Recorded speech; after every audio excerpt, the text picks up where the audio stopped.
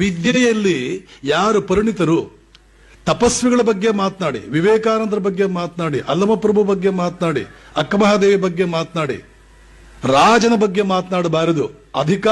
ಅಧಿಕಾರ ಇದೆಯಲ್ಲ ಅವರ ಬಗ್ಗೆ ಮಾತನಾಡಬಾರದು, ಶ್ರೀಮಂತರ ಬಗ್ಗೆ ಮಾತನಾಡಬಾರದು, ಸಿನಿಮಾದವ್ರ ಬಗ್ಗೆ ಮೊದಲು ಮಾತನಾಡಬಾರದು. ನೀವು ಮನೆಯಲ್ಲಿ ಯಾರನ್ನ ದೊಡ್ಡವರನ್ನಾಗಿ ಮಾಡ್ತೀರಿ ಅವ್ರ ಹಾಗೆ ನಾವು ಆಗ್ಬೇಕು ಅಂತ ಮಕ್ಕಳಿಗೆ ಒಂದು ರೋಲ್ ಮಾಡಲ್ ಕ್ರಿಯೇಟ್ ಆಗುತ್ತೆ. ಅಲ್ಲಿ ಮಕ್ಕಳ ರೋಲ್ ಮಾಡಲ್ ಯಾವಾಗಲೂ ಕೂಡ ವಿದ್ಯಾವಂತರೇ ಇರಬೇಕು. ವಿದ್ಯಾವಂತ, ಅವನು ಕವಿ ಆಗಿರ್ಲಿ, ವಿಜ್ಞಾನಿ ಆಗಿರ್ಲಿ, ತತ್ವಶಾಸ್ತ್ರಜ್ಞ ಆಗಿರ್ಲಿ, ಏನಾದರೂ ಆಗಿರ್ಲಿ, ಮಕ್ಕಳಿಗೆ ಇವನು ಬಹಳ ದೊಡ್ಡವನು ಅಂತ ಅನಿಸ್ಬೇಕಾದ್ದು ಕೇವಲ ವಿದ್ಯಾವಂತ ಮಾತ್ರ. ಕೋಲಾರ ಜಿಲ್ಲೆಯಲ್ಲಿ ಕರ್ನಾಟಕದ IAS ಆಫೀಸರ್ಗಳಲ್ಲಿ ಕರ್ನಾಟಕದಿಂದ ಯಾರು IAS ಮಾಡಿದ್ದಾರೆ, KAS ಮಾಡಿದ್ದಾರೆ, 80% ಕೋಲಾರ ಜಿಲ್ಲೆಯವರು. SLC ರಿಸಲ್ಟ್ಗಳು ಕೋಲಾರ ಜಿಲ್ಲೆ ಬಹಳ ಬರಲ್ಲ. ಸೌತ್ ಕೆನರಾ ಬರುತ್ತೆ, ನಾರ್ತ್ ಕೆನರಾ ಬರುತ್ತೆ. ಆದರೆ IAS ನಲ್ಲಿ KAS ಪಾಸ್ ಮಾಡಿದವರಲ್ಲಿ ಕೋಲಾರ ಜಿಲ್ಲೆಯಲ್ಲಿ 80%. ನಾನು ಕೋಲಾರ ಜಿಲ್ಲೆಯವನು. ಕಾರಣ ಏನು ಗೊತ್ತಾ?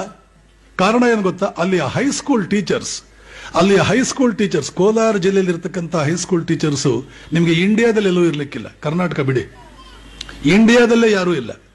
ಕ್ಲಾಸ್ನಲ್ಲಿ ಟೈಮ್ ಸಿಕ್ತು ಅವರು ಮಾತನಾಡೋದು ಇಲ್ಲ ವಿಶ್ವೇಶ್ವರಯ್ಯ, ಇಲ್ಲ ಕುವೆಂಪು, ಇಲ್ಲ ರಾಧಾಕೃಷ್ಣನ್, ಇಲ್ಲ ರವೀಂದ್ರನಾಥ್ ಟ್ಯಾಗೋರ್, ಇಲ್ಲ ಬರ್ನಾರ್ಡ್ ಶಾ, ಇಲ್ಲ ಶೇಕ್ಸ್ಪಿಯರ್, ಇಲ್ಲ ಪಾವ್ಲೋ, ಇಲ್ಲ ಸಿಗ್ಮಂಡ್ ಫ್ರಾಯ್ಡ್, ಇಲ್ಲ ಕಾರ್ಲ್ ಯುಂಗ್. ಮಹಾ ಅದ್ಭುತವಾದಂತ ಮೇಧಾವಿ, ಮಹಾ ತತ್ವಶಾಸ್ತ್ರಜ್ಞ, ಅದ್ಭುತವಾದಂತಹ ವಿದ್ಯಾವಂತ, ಇವನೊಬ್ಬನನ್ನು ಬಿಟ್ಟು ಬೇರೆ ಯಾರು ಕೋಲಾರ ಜಿಲ್ಲೆಯಲ್ಲಿ ಯಾವುದೇ ಹುಡುಗಿಗಾಗಲಿ ಲೈಫ್ನಲ್ಲಿ ಹೀರೋ ಅಲ್ಲ. ನಾನು ಹುಡುಗ ಆಗಿದ್ದಾಗಲೂ ನನಗಿದ್ದಂತ ಒಂದು ಕನಸು ಏನು ಅಂತಂದ್ರೆ ಒಂದು ಕಾಲೇಜಿನ ಪ್ರಿನ್ಸಿಪಲ್ ಆಗಬೇಕು ಅಂತ. ಯಾಕೆ ಅವರು ಓದಿದಂತಹ ತಮ್ಮ ಕಾಲೇಜಿನ ಪ್ರಿನ್ಸಿಪಲ್ಗಳನ್ನ ನಮ್ಮ ಟೀಚರ್ಸ್ ಎಷ್ಟು ಮಾತ್ರ ಹೊಗಳ್ತಿದ್ರು ಅಂದ್ರೆ, ಕಾಲೇಜಿನ ಪ್ರಿನ್ಸಿಪಲ್ಗಳನ್ನ ಹೊಗಳ್ತಿದ್ರು, ಟೀಚರ್ಸ್ನ ಹೊಗಳಿದ್ರು.